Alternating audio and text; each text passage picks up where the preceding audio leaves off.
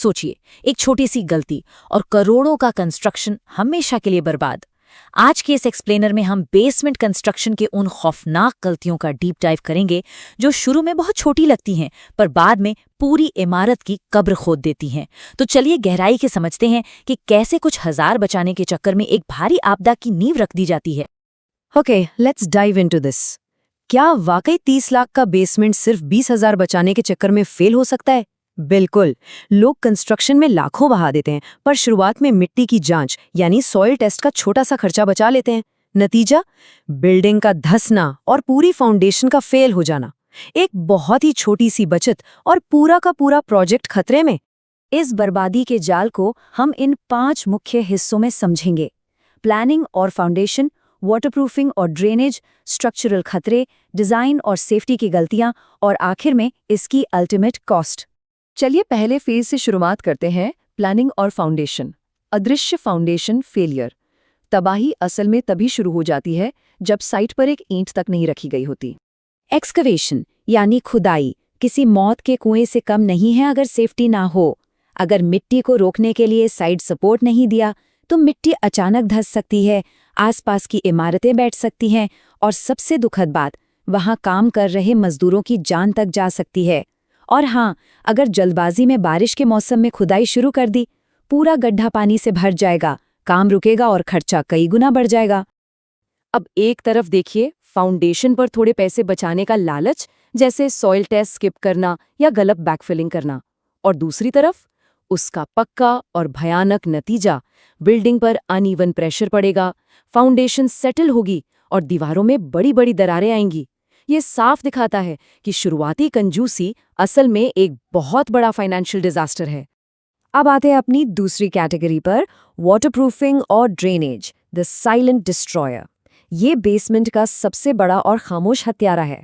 So the crucial point is, construction की दुनिया का एक कड़वा सच है, बेसमेंट में वाटरप्रूफिंग फेल मतलब प्रोजेक्ट फेल। लोग अक्सर इसे बस एक फॉर्मेलिटी समझ लेते हैं या सस्ता केमिकल लगा देते हैं।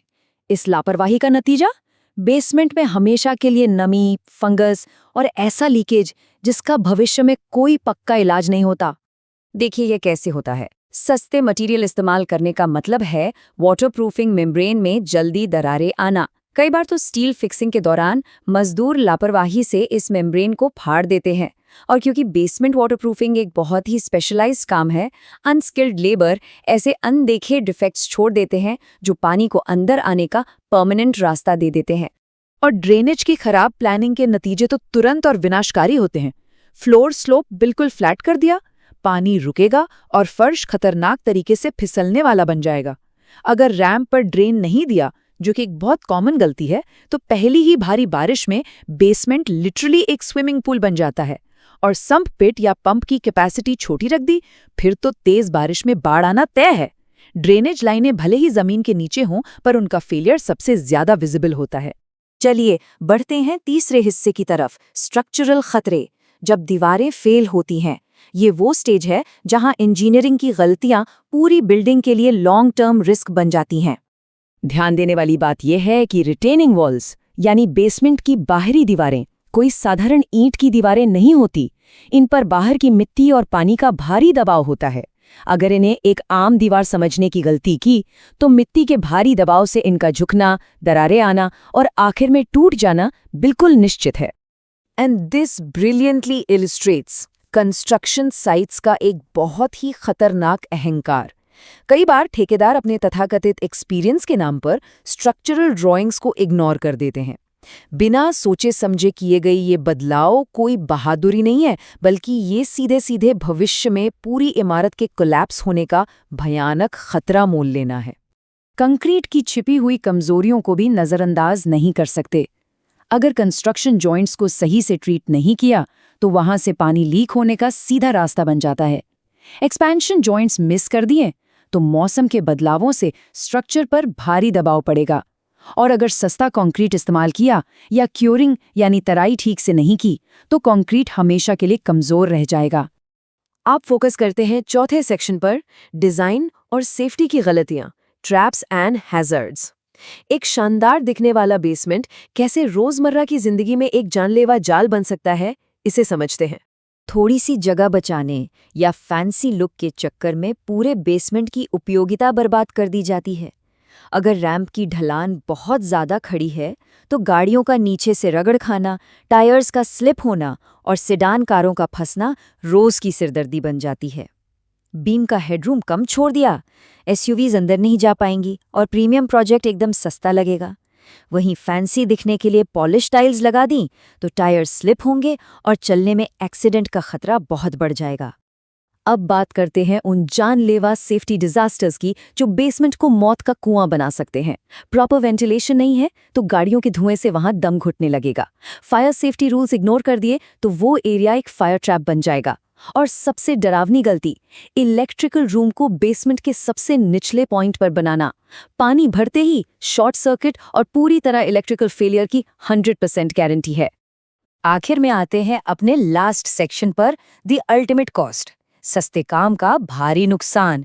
इन सभी गलतियों का कुल मिलाकर क्या भयानक आर्थिक और कानूनी असर होता है, अब हम इसे देखेंगे। Now what's really interesting about this slide is शुरुआत के भ्रम और बाद की सच्चाई का अंतर। पहले लगता है कि चलो थोड़ा पैसा बच गया, लेकिन सच्चाई ये है कि बाद में आने वाली भारी भरकम repair cost, legal issues, structural damage और रेपुटेशन के नुकसान के सामने वो शुरुआती बचत एक बहुत बड़ा धोखा साबित होती है। Let's move to and see how this builds. Basement का फेल होना रातों रात नहीं होता, ये तबाही धीरे धीरे आगे बढ़ती है। सबसे पहले सीपेज दिखती है, फिर दीवारों में दरारें आती हैं, उसके बाद फंगस की वो अजीब सी बदबू आने लगती है, फिर धीरे धीरे बिल्डिंग का सेटलमेंट शुरू होता है और अंत में बड़ी स्ट्रक्चरल प्रॉब्लम्स आती हैं जो पूरे प्रोजेक्ट को हिलाकर रख देती हैं। और इस पूरे एक्सप्लेनर का सबसे निष्पक्ष और कड़वा सच यही है, एक बार बेसमेंट फेल हो गया तो उसे रिपेयर करना दुनिया के सबसे मुश्किल सिविल वर्क्स में से एक होता है, लगभग असंभव और अत्यधिक खर्चीला। तो अंत में एक सवाल के साथ इस एक्सप्लेनर को खत्म करते हैं। क्या शुरुआत में कुछ हजार रुपए बचाने के लिए पूरे प्रोजेक्ट के हमेशा के लिए बर्बाद होने की गारंटी लेना समझदारी है? सोचिएगा जरूर। उम्मीद है इस डीप डाइव से कंस्ट्रक्शन की इन छिपी हुई खौफनाक गलतियों को गहराई से समझने में मदद मिली होगी। सीखते रहिए और हमेशा सही जानकारी के साथ फैसले लीजिए।